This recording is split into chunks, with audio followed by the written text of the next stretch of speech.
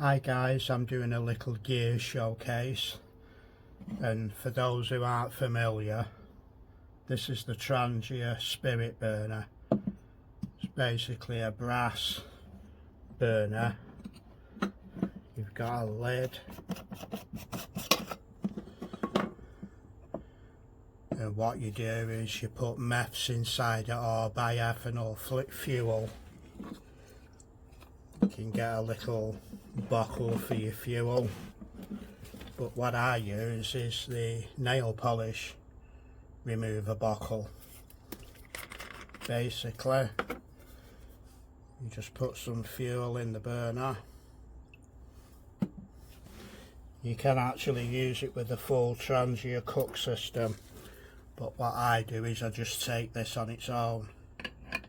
You've got a little trivet there to put on it, to put your pan or your kettle etc on it. I've just got the Trangia kettle here. We'll just do a burn test. Put some water in there.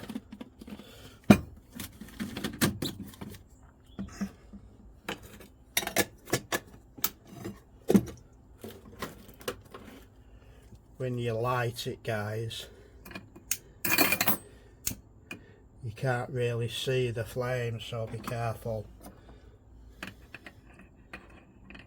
that back on, and what it does, there's little holes all the way around the edge and it starts to bloom, and then you can just boil your water on it, and I'll just see how long that takes now. Right, that's took about 8 minutes now and we've got a boil going. It is December and it's absolutely freezing, but as you can see it's started to bloom and the flame's quite high now for cooking on. And